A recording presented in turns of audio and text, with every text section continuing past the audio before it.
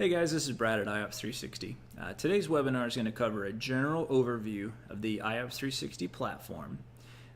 There's going to be some features in here that may be turned off for your organization, so we're going to talk about those. If something's missing, it may just be that you don't have the permission level for that, or that module has been disabled. You can contact any system administrator to get those turned on, any member of our staff at any time, and we'll help you through those. So when you first log in, the website's going to be at iOps360.com.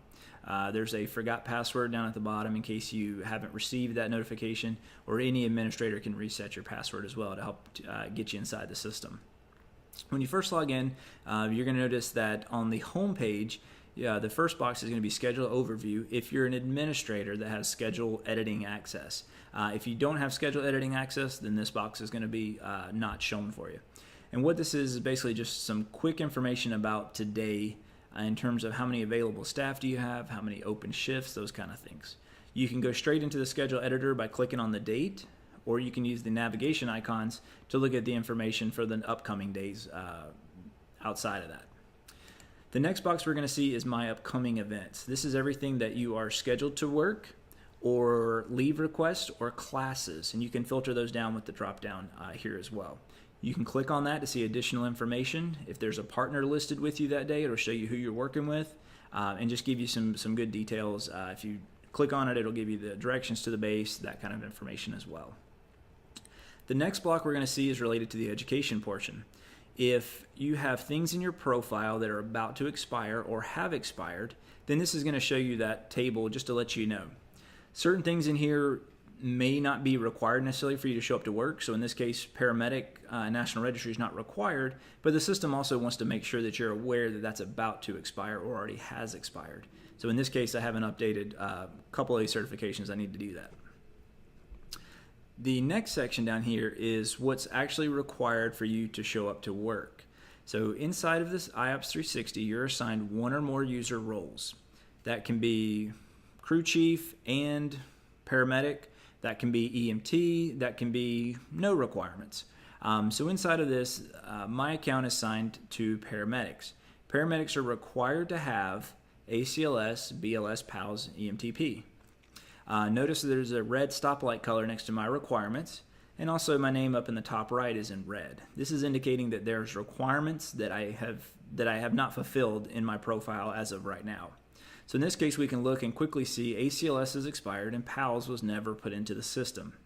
You can click on the next available class, and that'll take you to a list of ACLS classes, or specifically the one that's going to occur on December 2nd, and you can sign up directly inside the scheduler. You may have more user roles assigned, so you might have paramedic and crew chief. These requirements may also have or statements in there, such as you have to have ITLS or TNCC.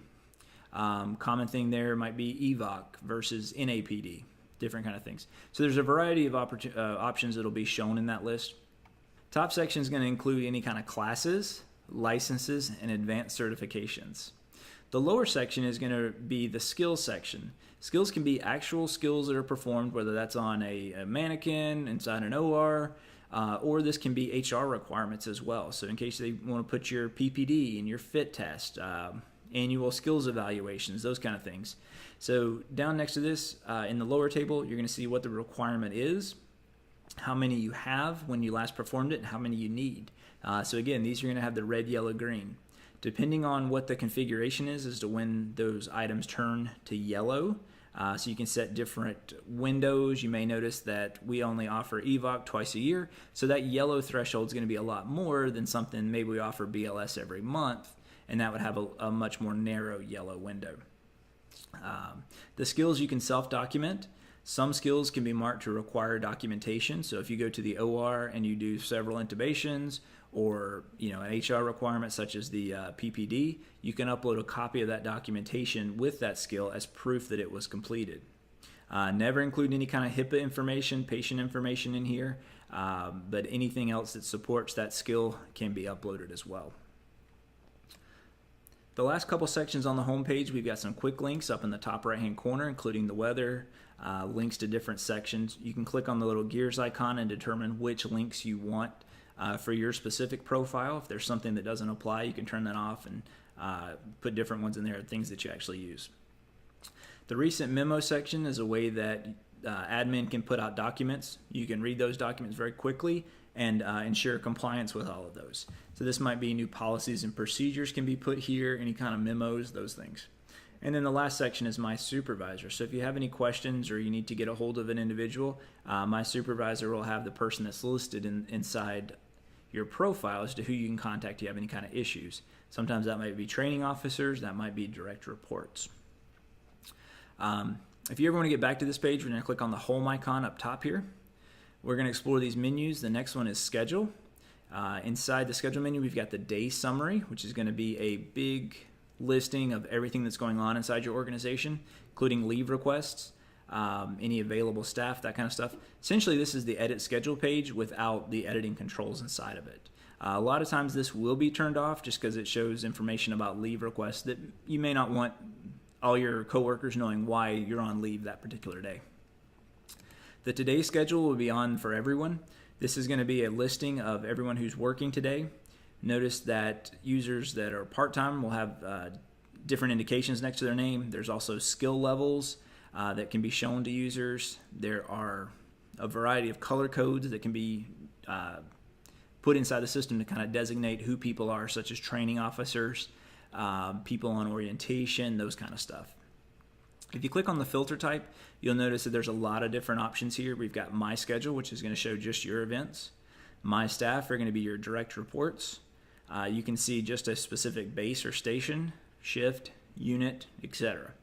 The lower section down here has got the schedule views and divisions.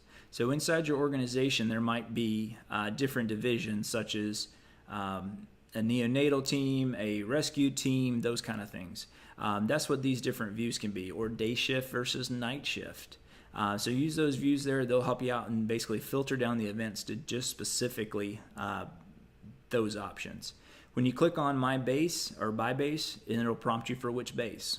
When you click By User, it's going to prompt you for a little additional information such as that user. All right. Next, we'll move on to the week and the month view. These are essentially the same views, just one's got 1 week versus one's got the entire month. So this is going to load up. It may take it just a second due to the amount of positions inside your organization.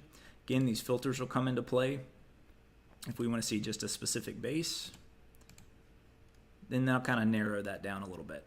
A couple things in here, we'll notice that there's a gray background here and then a white background. This is going to indicate when one pay period ends and the next pay period begins. If the colors are a little much, depending on what your organization is set up, you can use that invert colors, and that's going to redraw that to not as much colors or a little more colors depending on what you like. On these, you can click on the events and see additional details, including the directions to the base, contact information, and who the person is that's going to be covering you or following you on the next shift, and also who you're going to be replacing as well. All right, the next section we're going to look at is the timestamps and time cards.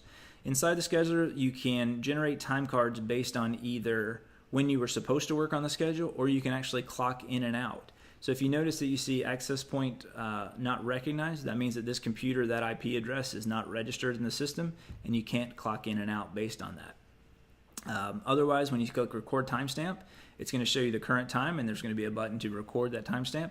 Very quick in and out. There's also options in here to use RFID and barcodes so that you can swipe your badge, clock in and out very quickly, and move on and get the day started. Some systems have a dedicated laptop out in the bay that stays logged in all the time. There's a special credential for that. That may be where we put that barcode. You walk in, click, Brad recognized, and then you're done clocking in and out. You can always go back and view your prior timestamps by clicking on the View Timestamps. You can see a full listing of all your timestamps recently inside the system. And then we have the admin portion where you can modify those timestamps and print your time cards, those kind of features as well. If your system is not using the clock in, clock out, you might be using the request shift hours change. What this is if you're scheduled to work 24 hours but you had a late call, this feature will allow you to select that shift and then say you, instead of working 24 hours, you were working 24 and a half. And the reason for that is because of paperwork or those kind of things. So this gives you a way to, again, modify that shift, put the reason why, and then you can save down below. This will go to the admin for approval. When they approve it, those changes will be propagated to the schedule automatically. For the admins that review those, that approval is here, as well as also under the schedule admin menu.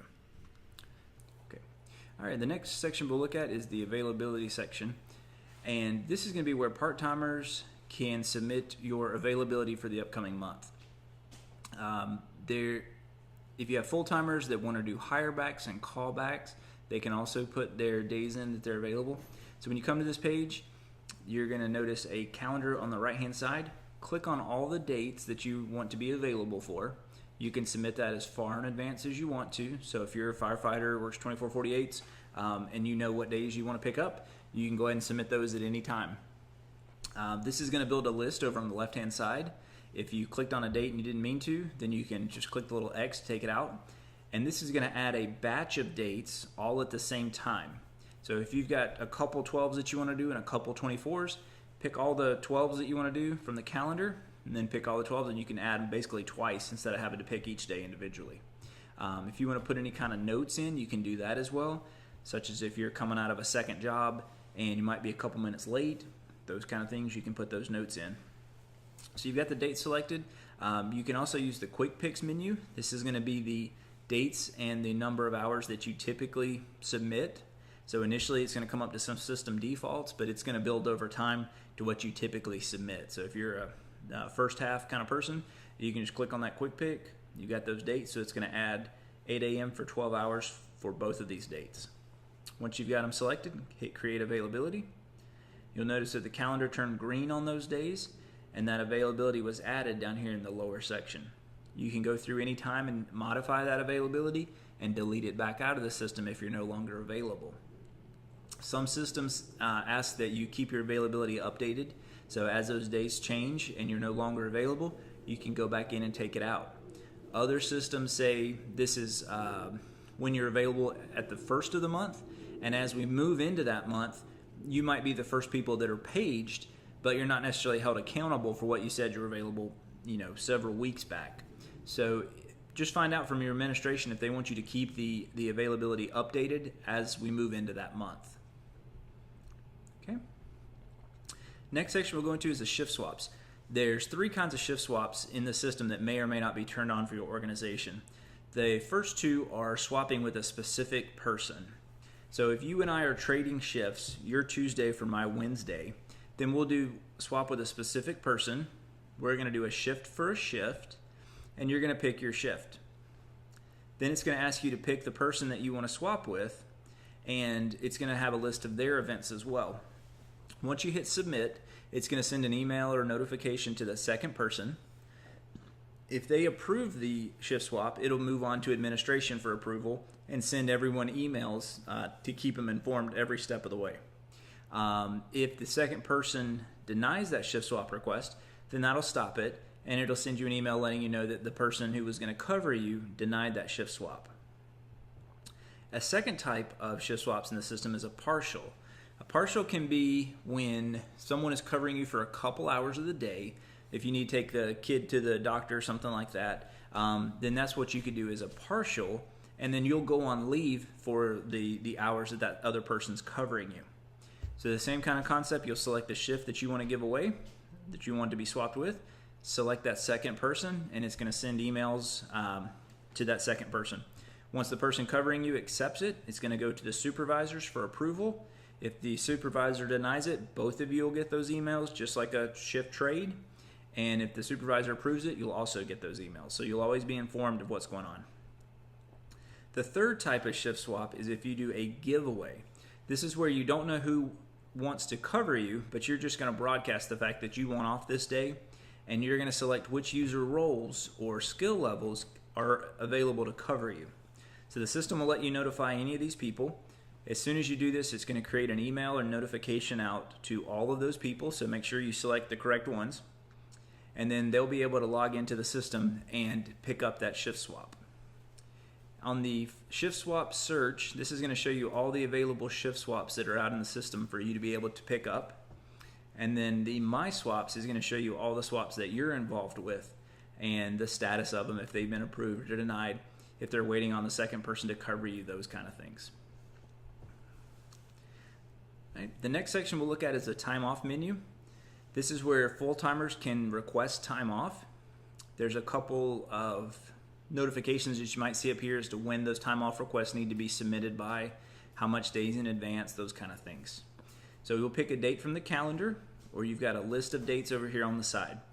You'll notice that even though you may be assigned to a specific shift, you'll see dates outside of that. So you're seeing all shifts in this case. The reason for that is if you know you're going to be moving shifts down the road, it's going to show you all of those and still let you submit that time off request, even though it may not be a shift that you're on today, right now. You'll pick the starting time, the ending time, just like on the availability. You've got your quick picks out here to the side. Submit the number of hours. A couple of things different with this one is certain days can be blocked from time off request. So if there's a big special event in town, or no one's allowed to take off on holidays, those kind of things, those may be listed in the time off exclusions down here. If you pick a date that's in the exclusion range, the system will let you know that, or if there's too many people that are already off on that day, you may see those kind of days that are blocked. There's a couple of variety of things. So the system will check for all of those, and then it'll let you progress down to leave category type. Inside the system, there's deducting and non-deducting leave.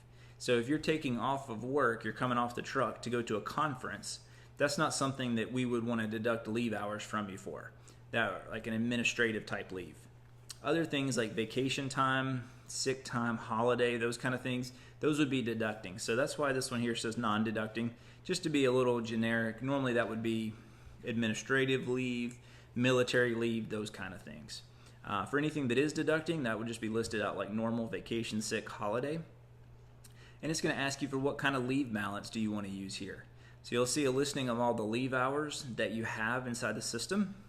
If they're all zeros and you do have that particular leave type, then that'd be something just to let the administration know to resync your profile with the HR system. Other systems may choose not to use those leave hours. So in that case, all of them would be non-deducting, and this box won't appear for you. If there's any notes as to why you went off that day, any kind of special circumstances, be sure to include that information as well, so the administration has the right information when approving it. You can also route this to a specific supervisor. So by default, this will send an email out to all of your supervisors to let them know that you have a time off request that's pending. But if you want to route it to just one specific person to handle it, you can do that as well. If your time off request is several months out, that's not going to generate an email because that calendar hasn't been created yet. But if the calendar has already been made, this is automatically going to help you try to get that time off request granted by notifying the supervisor. So it's a little more of a time sensitive matter in that case. You can always go back to view your previous leave requests down here at the bottom to see ones that were approved, denied, upcoming by changing the drop down here. All right, the next thing we're going to look at is the open shifts. So by going to open shifts, you can see all of the openings that are in the schedule that are upcoming. You can filter it down by specific base or unit, those kind of things. And this will give you the option to request to work that shift, to volunteer to work it. So what this will do is basically generate a little list next to the open event and say these people want to work it. The sooner that you put your request in, the higher you're going to be on that list. So if you do want to, you see some openings out there, go ahead and jump on them. That way you'll have the better chance of being picked to work that event. Things like if you're going to be in overtime and the total number of requests that they've given you, those kind of things will still factor in. But the higher you are on the list, the better your chances are going to be. The bid system is another opportunity to cover openings in the calendar.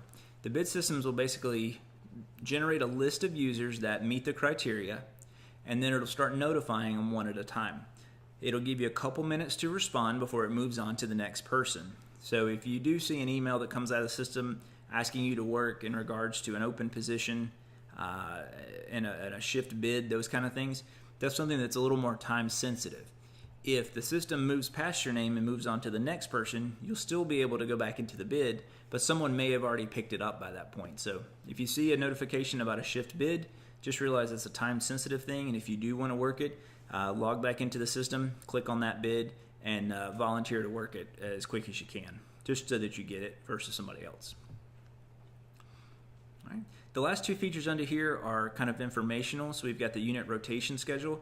This is going to show you a list of all the positions and where that position rotates to. So if EMS 1 rotates to EMS 2, EMS 2 goes to 3, and then back to 1 on the next month or occurrence, that's what this table will just show you, that the looping of those units. So if you have any question about who rotates to where, this is a good resource for you. The last tab under schedule is going to be the bases and units. This is going to bring up a map and the address, the fax numbers, those kind of things to each of the stations. So it'll also show you all the units that are assigned to that base or station, and then the times that they normally operate. So good little repository for phone numbers, that kind of stuff. All right. The next tab we're going to look at is the education. Education is broken down into online education or Con Ed, licenses and advanced certs, classes, and skills. So continuing education or online Con Ed is a way for you to put out a PowerPoint, PDF, those kind of things, review that, take a quiz, and get a certificate. So in this case, we've got one called April Con Ed. This is open from March until April of 2019, so big window there. This normally would probably open for about a month or so for your organization. If this is education related to an orientee, that might be something that's open much longer so that any orientee can complete it. Education will be marked specifically for different user roles as well. So this might be open for everybody versus this is education only for firefighter 2s, only for rescue techs, those kind of things. This education may give you Con Ed hours and a certificate depending on what the configuration is. By default, it's going to come up to individual, local, and national, but they can customize those to any kind of education hours that your organization issues. Under the contributors for the Con Ed, these are the people that helped make this PowerPoint, this education, and if you have any questions, these are good people that you can go to answer those questions. On the files and link up in the top right hand side, you'll notice one or more PDFs, website links, different files that go along with this. These will be the pieces that you'll want to click on to review. Once you've reviewed all of these, you're able to take the quiz. There can be one or more quizzes for each of these Con Eds, and a certain amount of time that needs to be completed in. Once you've reviewed all the files and you've passed all the tests, then you'll be able to generate your certificate, which will be saved in your employee file inside the scheduler. So you don't have to print it or save it. It's going to be saved forever, and you can always go back, review it, print it, those kind of things as you need to. The next section under education is going to be My Classes. These are going to be classes that you are either taking or you are teaching. So in this case, I don't have any in the system, so we can change this over to all classes or just upcoming classes. In here, you'll see a list of all different classes. You can filter it down just to a specific type, and then you can filter the number of events out here. You can drill down inside each of these and click on it to see additional details for the class, such as who's going to be teaching it, who is signed up for it, and upload your card back into the class. So when you come in, the first tab is going to be class details. This is going to be the demographics, including the date, the times, the locations, those kind of things, and allow self-sign-up. Self-sign-up allows you as a user to click on this class, sign up for it, and add it to the schedule. Other classes that may not be self-sign-up would be something where a educator is going to come out to you and they're going to find you and they're going to do that on shift. That might be a class that would be self-sign-up as no, because they're going to come to you versus you going to them. Each of these classes can also be marked as public. So if you guys want to allow the public to attend these classes as well, maximize your instructor potentials, you can do that through here as well. Let people from different organizations come in and take the class as well. And you can set the limits as to how many. Under class files and links, if you want to upload any kind of PowerPoints, pre-test, those kind of things, those can be added here. The instructors is going to be the people that are teaching this class. If there's any questions or the students have any issues, these are the people that they can go to. So in that case, hit Assign Instructor, add Brad Goodman. We can see the users that are already signed up for this class. And when you sign up for a class, it's going to record the date and time of when you signed up. So you want to make sure that you don't cancel yourself from the class a couple minutes before the class begins, because it's going to record that date and time as well. So when you sign up, if you realize that you're not going to be able to attend that class, make sure you cancel yourself and give administration plenty of notice so they can have the appropriate number of resources and instructors available. Other ACLS classes, if you notice that you can't make this class, you can click on the other upcoming ones, and this will show you a list of the additional ACLS classes or whatever it is so that you can sign up from that one. Once you've completed this class and the roster has been completed, we've submitted it for approval, and you get your card in hand, you can come back to the class and you can hit upload my card.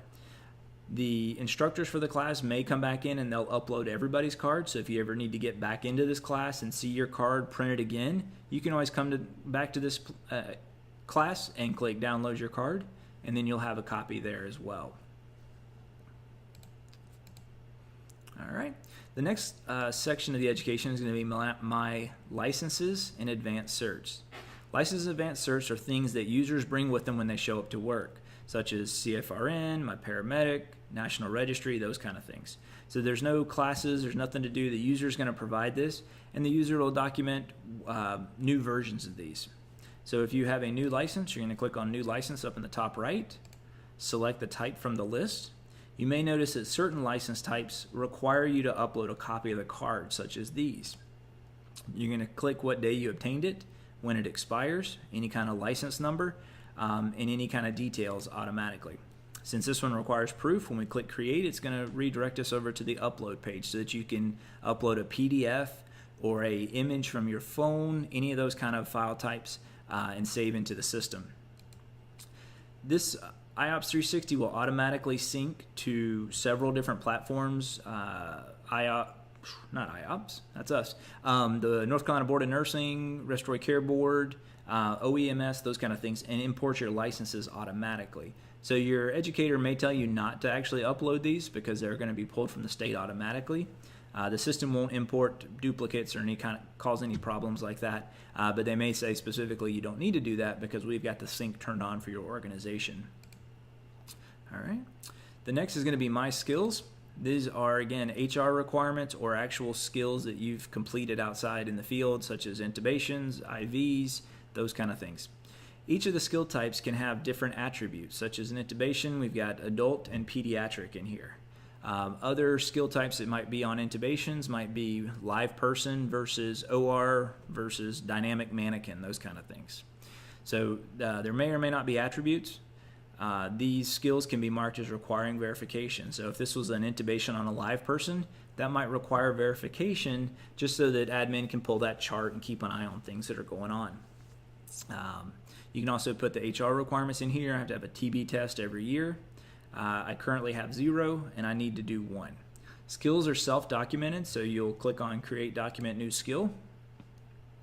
I'm going to select TB test from the list, the date that it was performed, how many was performed, of course 1 in this case. There's no attributes for TB skill test, and you're not required in this case to upload a document with a TB test. Other ones may have that required. So you notice that the light went back to green. I'm still red in my profile because there's other requirements I haven't met, but at least from a skill aspect, now all my skills are caught up. My Other Education gives you a platform where you can document outside education that you've done, additional teaching opportunities, nothing related to the requirements for your profile. My Other Education is good so that whenever you go to recert a license or those kind of things, all your education is in one place. The My Other Education isn't co-signed or verified by administration, so it's not, it's going to show up in your report, but it's not that they've authorized or co-signed for validation purposes. So this is what you tell the system, and again, it doesn't apply to any of the requirements. My Education Documents is going to bring up a document tree showing all of your skills, your certificates, all of the documents that have been uploaded or created by the system in relation to your education. If you need a specific class, you can click on Education, find a class. It's going to bring up all classes or actually upcoming classes, and then it's going to filter it down to the specific type you need. So this will give you a way to sign up right through here. Class reciprocity is a way that you can, let's say you took ACLS at an outside organization. you don't have to necessarily sign up for an ACLS class inside the system because you've already taken it, you've got your card in hand. So if you click on request class reciprocity, you can upload your ACLS card, and then that'll meet your requirements for the organization here. Whenever you upload that copy of your card, then that will still go to education for approval to make sure it's valid, in date, those kind of things. But basically, you don't have to sign up again for ACLS since you already have it. The last section under education is going to be resources. This is an area where you can upload documents, policies, procedures, any kind of categories can be put into this list, and basically allow you to have all of your PDFs and your documents available to you at any time. This is a document tree we can expand out, put different levels of documents in here. You might have adult policies and procedures, adult protocols, pediatric protocols, those kind of things. You can put any kind of notes in here as well. You can have access control and compliance. So if there's a, let's say, safety committee, you can have just the people that are in the safety committee inside their own resource. They can put their own protected documents in this section, and you can have compliance of when people have viewed those documents and make sure that everyone has reviewed the latest information. All right. Next, we're going to click on the features menu, and if you have admin rights, you'll see system configuration. This will allow you to change a lot of the aspects of how the platform operates, the different drop-down menus, those kind of things. The daily activity log is a feature that allows you to document things that have occurred throughout the day. So if we did a car seat installation from 11:46 to 11:55, we would select category, perhaps was a car seat installation, and we did that was a Honda Civic license plate NC 456. So any kind of things like that can be put in there. These categories, again, you guys can generate all those categories. In this case, we've got visitors. So if we had a visitor at the station, we can document their name from a liability standpoint. If there was a working structure fire that needed certain notifications, we can do that as well. Mark those as high priority, save that activity. Anything that's high priority is going to be shown in the list. If you need to change the date or go back to a previous date, you can do those as well. Depending on your configuration, you may be able to see all the daily logs. So if that tab is present, this gives you a way to go back in time, see what the different events were, drill down the edits, those kind of additional features. All right. Next under the features menu is going to be the email and paging system. We'll look at your profile in just a minute, but each person has got 2 email addresses that they can put inside the system, a text phone number, and then there's also a Android and iOS app called iOps360 Messenger that also allows you to send notifications. So there's a variety of ways that you can get notifications when your schedule changes, those kind of things. So under email and notification, you can hit compose. You can select from the user list. There's different categories that are pre-built, such as full-time, part-time, specific shifts. You may notice that there's custom groups, such as a hazmat group or administration group, those kind of things, and the different users will automatically flow into the lower drop-down. iOps360 automatically syncs with Active 911 as well. So if you have got different Active 911 groups that are already built, you can add those into the system, and those will be shown as well. But otherwise, we'll look at all users, we'll pick admin, and we'll hit continue. There are prefabbed messages that are up here in the top. So you guys may have something that says need coverage today if you're not in overtime, something like that. Different things, you guys can build those prefabs just to save you a little bit of time. Otherwise, enter your message below. And then hit send the message. All messages that come in or out of the system are automatically going to be recorded. So if people are sending information, texting people late at night, any kind of thing like that they shouldn't be, let them know that this is documented and recorded in there just to make sure that nothing inappropriate things aren't going on there. A notification is going to be the little bell icon up top here. So these are going to be things that are going to be shown to you. You don't necessarily need to send an email out. It's just, hey, FYI, next time you log in, that little bell, that's a notification as opposed to an email or text. You can always go back and see what you've sent for messages or view all your sent notifications as well. All right. The next section is going to be the equipment section. This gives you a way to track any piece of hardware. This can be helmets and boots. This can be vehicles and mileage, those kind of things. Each of the pieces of equipment can have inspections, such as if it's a vehicle, then we would need to do a 6,000 mile oil change. And every year we need to PM a monitor to make sure everything is working operationally. So when you go to the equipment, you're going to come up to the equipment search, and we'll notice that we've built a piece of equipment called a hose. When we click on that, it's going to automatically filter to the hose category up top here, and then it's going to show us a list of all the hoses that are in the system. So we'll click once more, and we'll bring up that specific piece of hose. Each of the equipments can have different custom attributes. So in this case, we've built a serial number, a length, date placed in service, and a coupling size. If all the inspections are met and there's no open service request, nothing is broke on it, then the piece of equipment will have a stoplight color of green. In this case, the stoplight is red for this piece of hose, probably because there's an open service record or there's an inspection that needs to be complied with. Each of these can be assigned to bases, units, which are the scheduled units, a truck, which is a physical truck number. So maybe 951 is EMS 1, but next week 952 truck is EMS 1, that kind of thing. That's the difference between a truck and a unit. Or it can be assigned to a user. The good thing about assigning key cards and helmets and things to a specific user is that if that employee leaves or gets fired, you know what you got to get back from that user.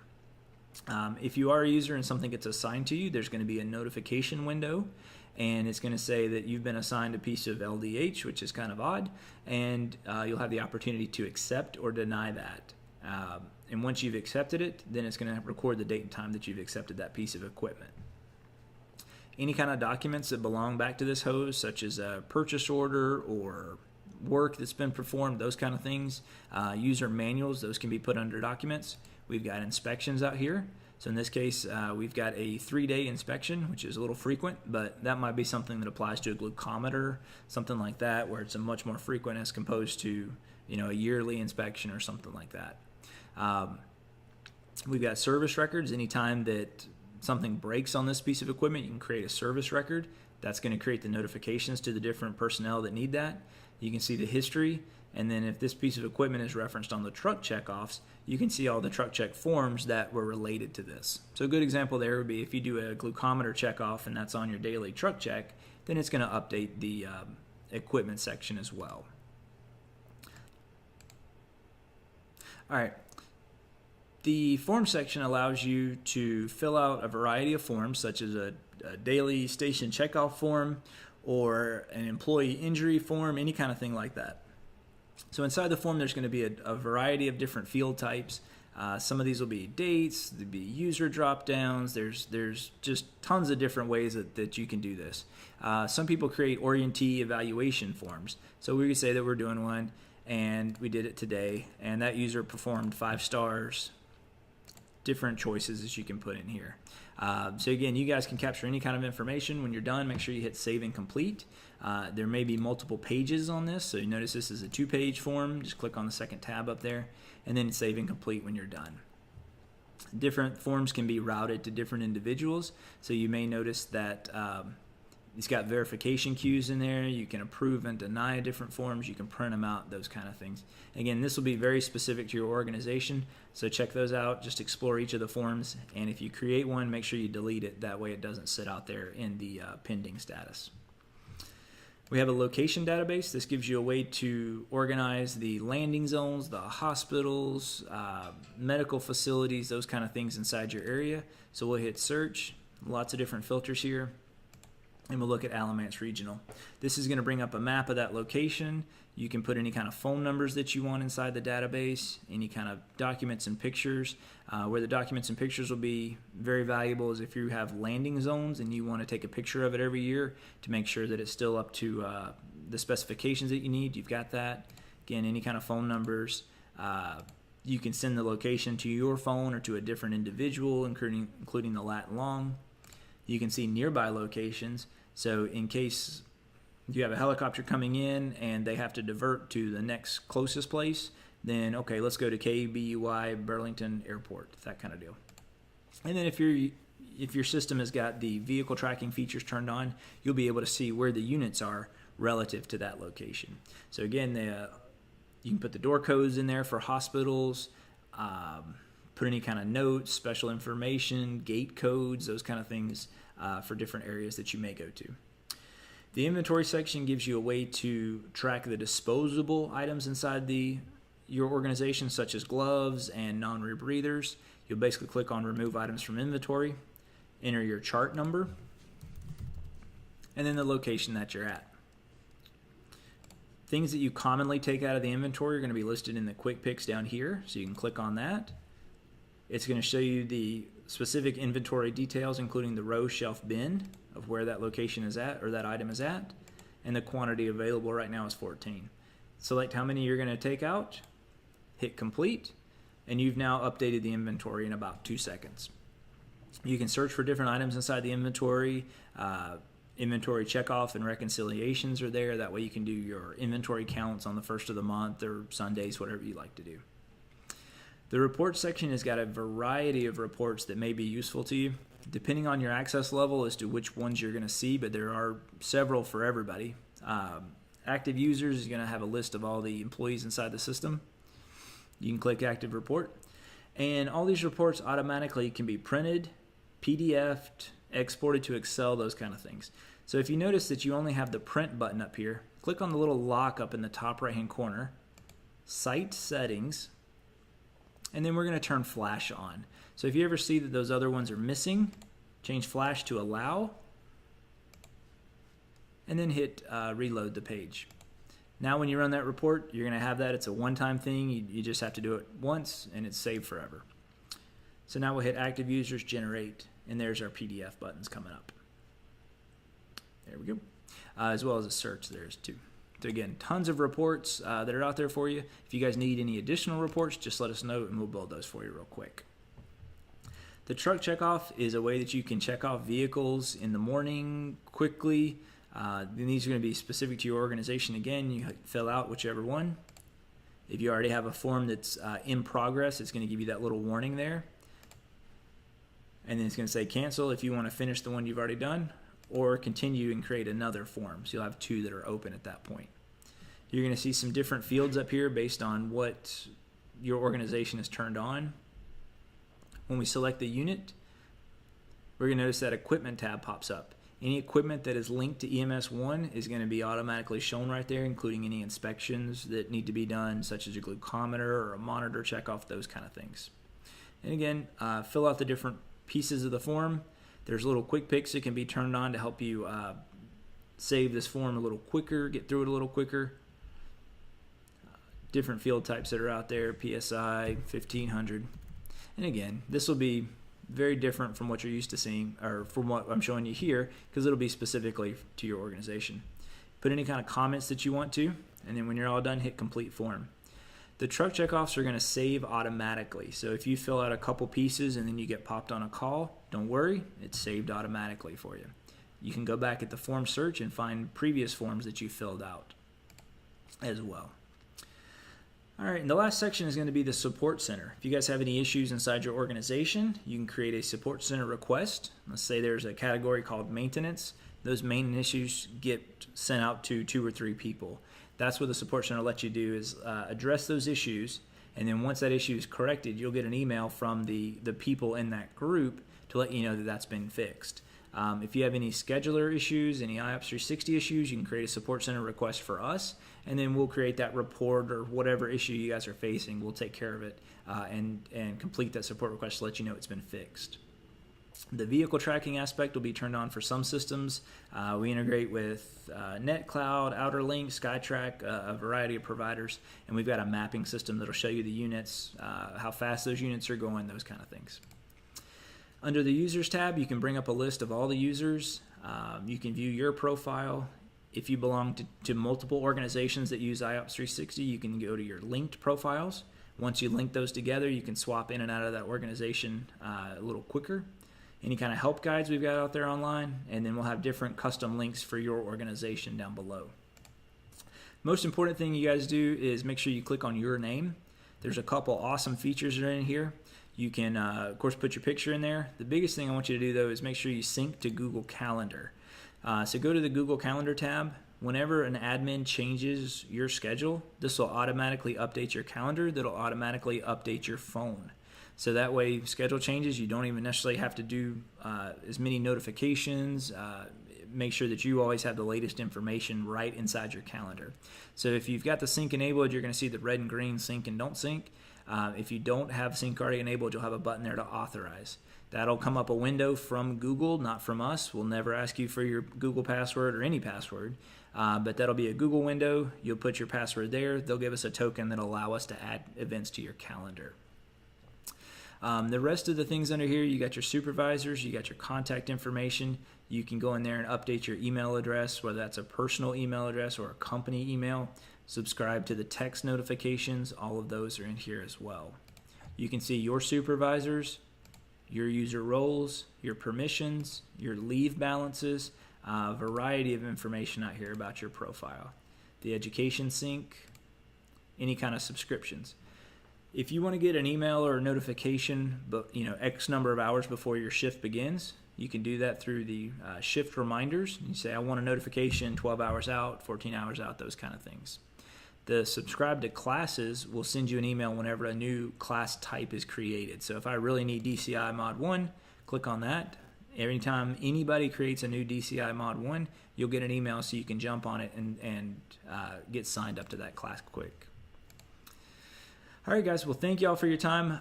If you have any questions, contact a supervisor, contact us. We've got the chat icon down here in the bottom right-hand corner during kind of normal business hours.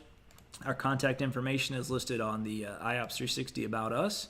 And if there's anything we can do better, any changes we can make to make your life a little easier, just let us know. Thanks, guys.